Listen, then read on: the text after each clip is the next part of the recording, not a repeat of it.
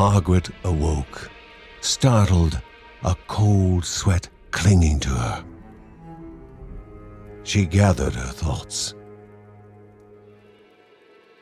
Aged wood creaked, echoing through the quiet rooms.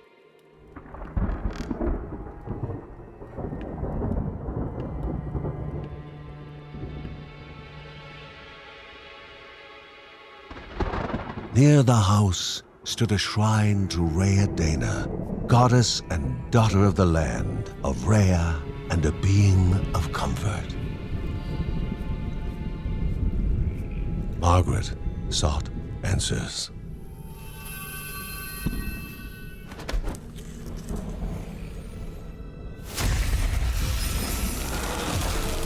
But the goddess did not speak.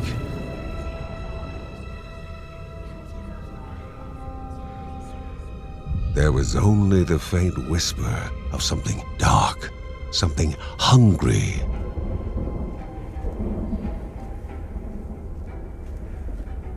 The old seer's bones felt the weight of their age as she climbed.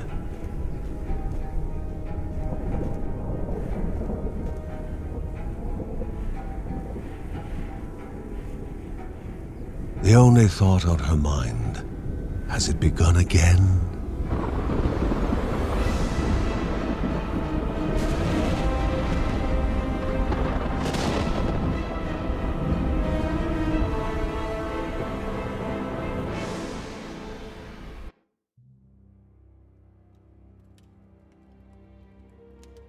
John's mission would be a simple one.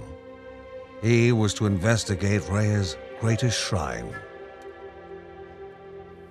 His mother presented him with a fresh divinity shard.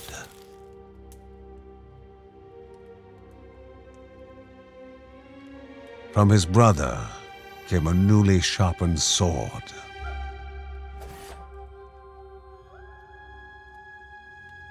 His wife gave him a kiss, and his daughter's hugs were full of reason to return home safe.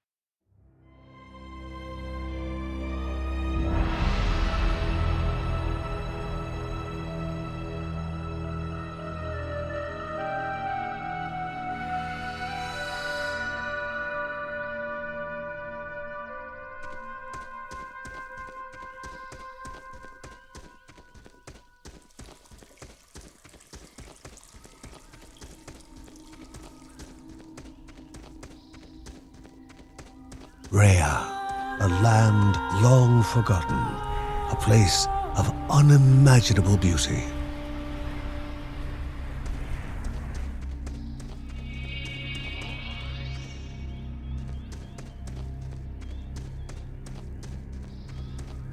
It first appeared as sludge given life.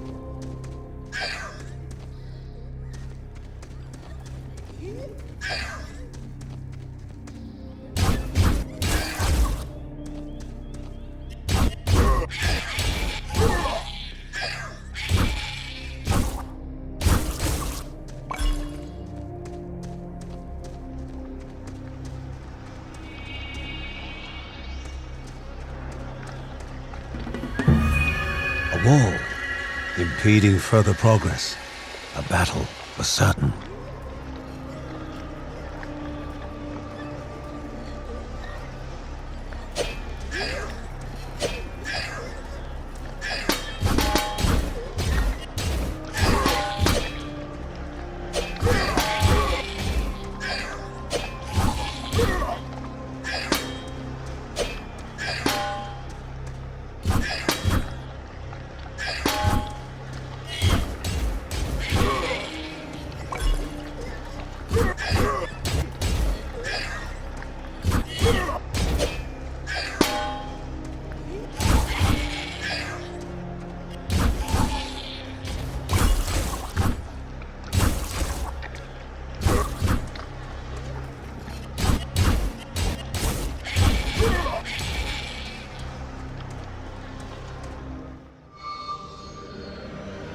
Banished by light itself, the corruption abated, leaving the shard cold in hand, dark, in need of life.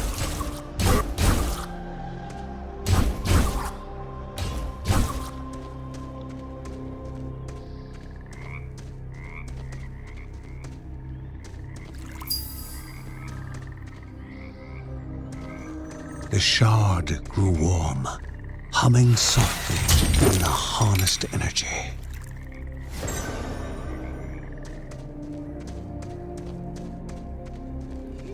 Before him was now one more dangerous than those that came before.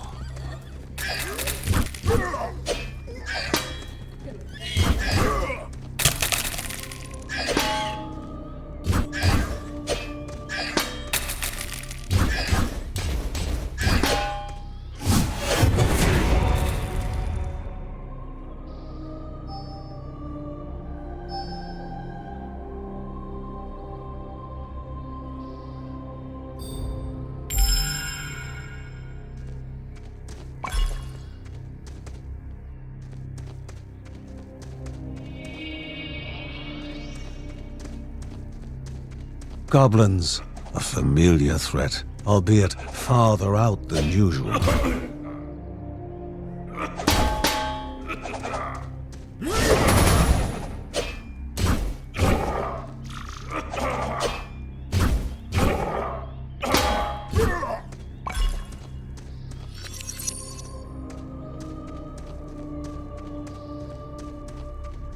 Magnificent, but dangerous. A land of love found and of love lost.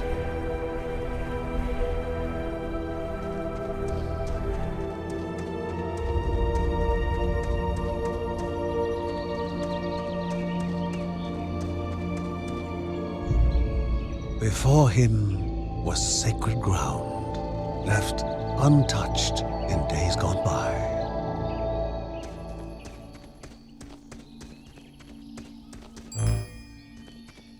Remaining calm and collected, the shock of his heart-skipping beats was concealed in expert fashion.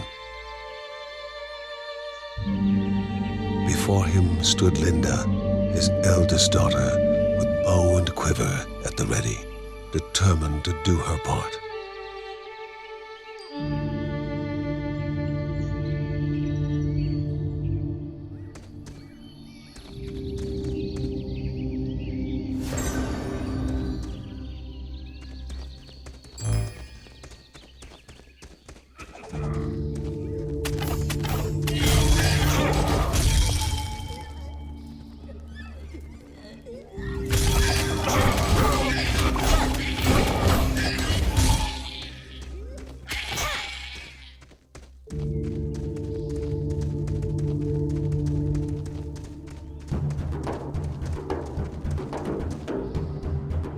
Before the Guardians were not beasts feeding, but monsters consuming. destroying others. They corrupted and distorted, creating even more hungry husks.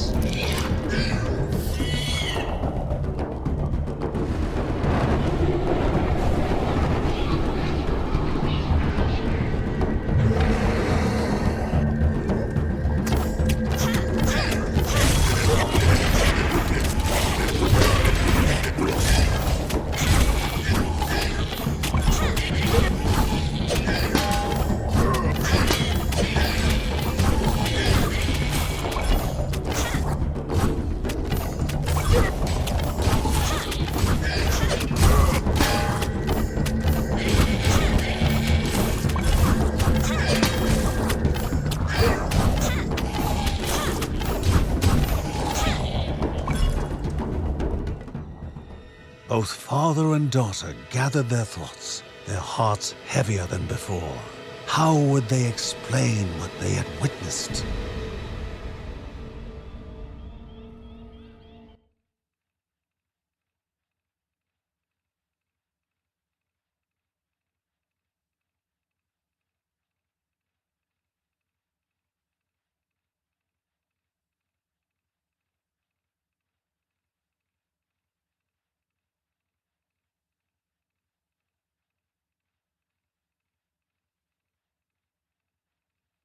The ancient tree had been cut down. Together, father and daughter described the horror, the creatures dripping with decay that slithered into bodies stuck between life and death to bolster their ranks. Grandma Margaret confirmed what they all feared. It was the corruption, a cruel entity spoken of only with hushed voices, an ocean of darkness that flowed from the top of Mount Morta. And the Bergsons' duty was to stand against this devouring deluge of death. John steeled his nerves, thinking of the difficult climb ahead of him and his daughter. The only thought that consumed his mind, by all the curses, where is that boy right now? Kevin was also eager to do his part in the family's fight, especially when his older brother Mark was off somewhere. He was as much a guardian of their mountain home as any of them. She stood. If they were to reach the summit and destroy this evil, as the Bergsons of old had done in the past, they would need the assistance of the sanctuary.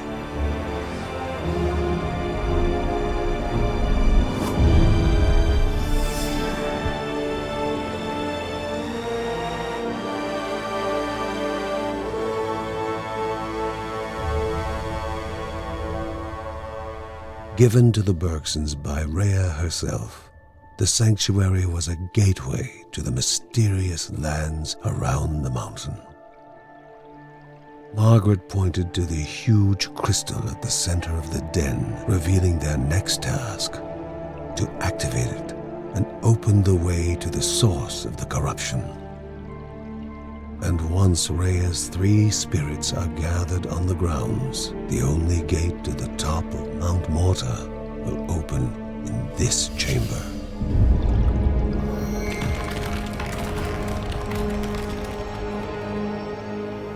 By himself, or with the assistance of those who loved him, John needed to gather the 3 spirits from their lands. Without them, he would not be able to stem the flow of the corruption.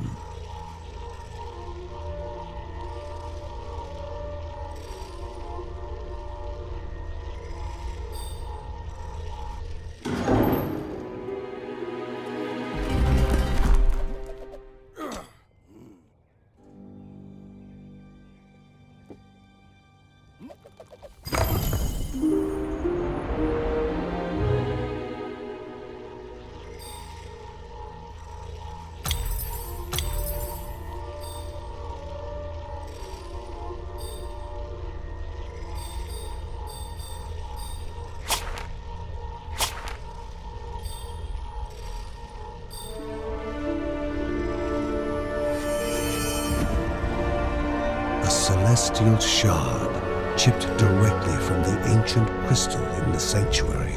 It would be the Bergsons' lifeline, a tether to pull them back home before death's fateful whisper.